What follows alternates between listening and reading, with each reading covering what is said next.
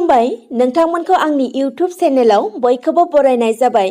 लोगोसे दिनै नोंथांमोननि गेजेराव मोनसे गोदान भिडिअ लानानै फैदों। बे भिडिअनि गेजेरजों नोंथांमोननो माखासे गेदेरथार खौरांफोरखौ होनो लादों। फारियै नायलांदो। सेथियाव दङ। मैया थांनाय 28 जानुवारि खालि क'क्राझार सहरनि बड'फा नोगोराव थानाय बड'लेण्ड हायुङारि गौथुमनि एसेम्बलि हलाव बिटिआरनि जर'खा एसेम्बलि जथुमाया खुंफुंजायो। बिटिआरनि गाहाय मावफुंगिरि प्रमद बर'जों लोगोसे लेङाइ गाहाय मावफुंगिरि गबिन्द चन्द्र बसुमतारी आरो गुबुन गुबुन बिफाननि मावफुं सोद्रोमा बिजेपि जिएसपि आरो नमिनेटेड एमसिएलएफोरजों लोगोसे इउपिपिएल दोलोनि मावफुं सोद्रोमा आरो एमसिएलएफोरा बाहागो लायो। नाथाय बिपिएफ दोलोनि एमसिएलएफोरा सासेबो बाहागो लायैखौ नुनो मोन्दों। बिथां प्रमद बर'आ बे जर'खा एसेम्बलि जथुमायाव बाहागो लानानै खौरांगिरिफोरनि सिगाङाव बुंथियो दि बिटिआरआव हा फाट्टा राननायनि थांखिया काउन्सिलनिमोन। बेनिखायनो फैबाय थानाय समावबो 11,000 हा गैजायै सुबुंफोरनो हानि फाट्टा राननाय जागोन होनना बुंथिलाङो। नैथियाव थांनाय 27 जानुवारि खालि राजस्थाननि टंक जिल्लानि सदन थाना ओनसोलाव हर गेजेराव जोबोर गोख्रोङै ट्रेलार आरो जिपनि सौग्रावलायनायाव मध्य प्रदेशनि थागिबि गंसे नखरनिनो सा 8 सुबुङा थैयो आरो 4 जोखोम जायो। बिसोरनि गेजेराव बोसोरथामनि सासे गथ'आ रैखा मोनो। जोखोम जाग्राफोरखौ फाहामथायनि थाखाय जयपुराव दैथायहरनाय जाबाय होनना मिथिनो मोन्दों। थैनायफोरनि गेजेराव 4 हौवाफोर, 2 आइजोफोर आरो 2 गथ'फोर। बे जाथाया नेशनेल हाइवे 52 आव थांनाय फाक्का बन्था ओनसोलाव जादों होनना खौरांनिफ्राय मिथिनो मोन्दों। थामथियाव मैया थांनाय 28 खालार बिस्तिबारखालि गुवाहाटी नोगोरमानि बशिष्टआव गिख्रंथावै अर खामदों। अर खामनायनि जाउनाव गोबां नखरफोरा खामदों होनना मिथिनो मोन्दों। बेलटलानि पाथरकुसि लामायाव बे अर खामनाय जाथाया जादों होनना खौरांनिफ्राय मिथिनो मोन्दों। अर खामनायनि जाउनाव गंथाम सिलिन्डार बेरफ्रुनानै अरनि जोंखांनाया बांसिन जादों होननानै मिथिनो मोन्दों। उननि समाव माखासे अर खोमोरग्रा गारि फैनानै अरखौ खोमोरनो हायो होनना खौरांनिफ्राय मिथिनो मोन्दों। ब्रैथियाव 26 जानुवारि सुबुंखान्थि सानखालि आबादारिफोरा ट्रेक्टर पेरेड हाबाफारियाव जानाय हिंसायारि जाथायजों जोखोम जानाय पुलिस जवान बिथांमोनखौ मिरु नखर मन्त्रि अमित शाहआ लोगो हमदों।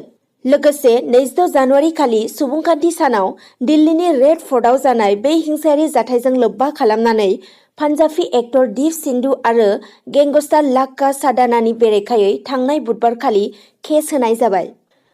सुबुंखान्थि सानखालि हिंसायारि जाथायजों लोब्बा खालामनानै गासै 19 सुबुंफोरखौ हमदों आरो 25 निबो बारा केस होनाय जादों होननानै पुलिस कमिशनार एस.एन. श्रीवास्तवआ थांनाय बुधबारखालि फोरमायना होयो। गुबुन फारसेथिं बेफोरबायदि हिंसायारि जाथाय जानायनि उनाव माखासे आबादारिफोरा गावसोरखौनो मेंनाय बायदि मोन्दों। लोगोसे 26 जानुवारि खालि जानाय हिंसायारि जाथायनि उनाव गासैबो 1 लाख सोमावसारगिरि आबादारिफोरा थफ्ला थफ्लि बोननानै गावबा गावनि न' फारसे गिदिंलांफिनबाय होनना खौरांनिफ्राय मिथिनो मोन्दों। बाथियाव मैया थांनाय 28 जानुवारि खालि हारिनि बिसु फोरबो फालिबाय थानाय समावनो गुलि गावनाय जाथाया सोमजिदों। बे गुलि गावनाय जाथायाव जिउ खोमानांदों बारग' डिएसटि दैदेनगिरि अमित नुनिसा आरो सासे आल्था माइबंसा मुंनि सासे आइजोआ आरो सासे सेंग्राया जोखोम जादों होनना मिथिनो मोन्दों। जोखोम जानाय सेंग्राखौ दासान्दि दिफु मेडिकेल कलेजाव फाहामथाय होनाय जाबाय होनना मिथिनो मोन्दों। खौरां मोननाय बायदिब्ला थांनाय हराव आसाम नागालेण्ड सिमनानि मोनसे गामियाव बे गिख्रंथाव जाथाया जादोंमोन होनना मिथिदों। कार्बि आंलं जिल्लानि आसाम नागालेण्ड सिमनानि धनसिरि थानानि सिङाव थानाय मोनसे गामिनि बे जाथायाव खमैबो 11 रिंगासोआव गुलि गावनाय जाथाया जादों होनना खौरांनिफ्राय मिथिनो मोन्दों। दथियाव आसाम बिधान सभानि बिसायख'थिया सोलिफु बोसोरनि एप्रिल-मे दानाव जानो हागौ।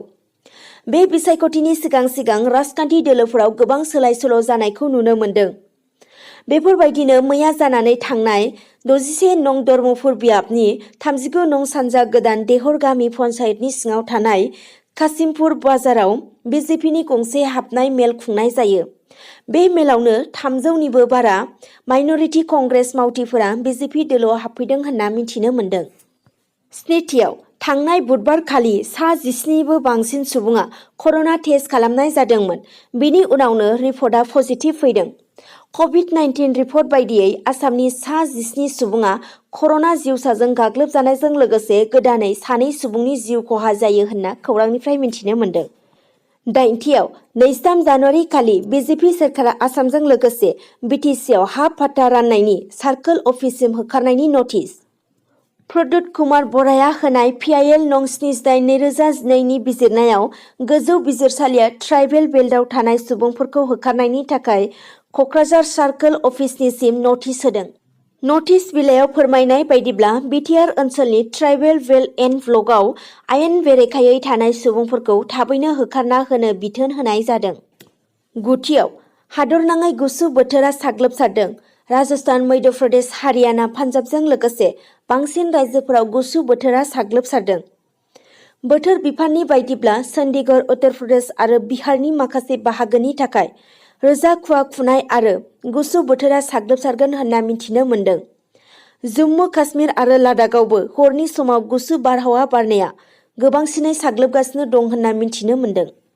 सेथियाव थांनाय 23 जानुवारि खालारखालि भारतनि गाहाय मन्त्रि नरेन्द्र मदिया आसाम दावबायफैनानै हा गैजायै थागिबिफोरनो हानि मोनथायफोरखौ राननानै हरनायनि उनाव आसामनि दाब दाब जिल्लायाव हानि मोनथाय बिलाइ राननाय खामानिया मावफुंजायो।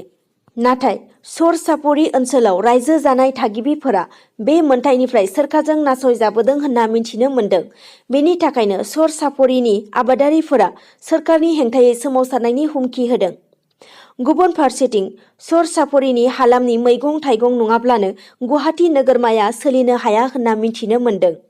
बेनिखायनो सर चापरि ओनसोलनिफ्राय गुवाहाटि नोगोरमायाव मैगं थाइगं फैयाब्ला सेरफायाव मैगंनि बेसेनखौ 500 रांसिम होनानै जानो गोनां जागोन होनना मिथिनो मोन्दों। जिसेआव चीन आरो पाकिस्तानखौ सोमावग्लुंनो भारतनि अख्रां सान्थ्रिनि आखायाव आरोबाव गंथाम राफेल सौफैबावबाय होनना मिथिनो मोन्दों। थांनाय बुधबारखालि मोनानि समाव गंथाम राफेलआ भारतनि हायाव बाख्लायफैयो। फ्रान्सनिफ्राय 7000 किल'मिटार जानथाइ बारबोना जामनगरनि उरां गाथोनाव बाख्लायफैयो होनना मिथिनो मोन्दों। बे गंथाम राफेल दाजाबदेरना भारतनि अख्रां सान्थ्रिनि आखायाव गासै गं 11 राफेलनि गोहो दंसै। मख'नो गोनांदि थांनाय 2020 मायथाइनि 26 जुलाइआव गं 5 आरो नबेम्बर दानाव गंथाम राफेलआ सफैदोंमोन होनना खौरांनिफ्राय मिथिनो मोन्दों। जिनैआव मैया थांनाय 28 खालारखालि मोनाबिलियाव जानाय ISL जोलुर बादायलायनायाव हायद्राबाद FCआ 2 गल सोनो हादों आरो बेनि हेंथायै गेलेनाय बेंगालुर FCआबो 2 गल सोनानै मोन्नैबो टीमा ड्र' जालायनो हादों।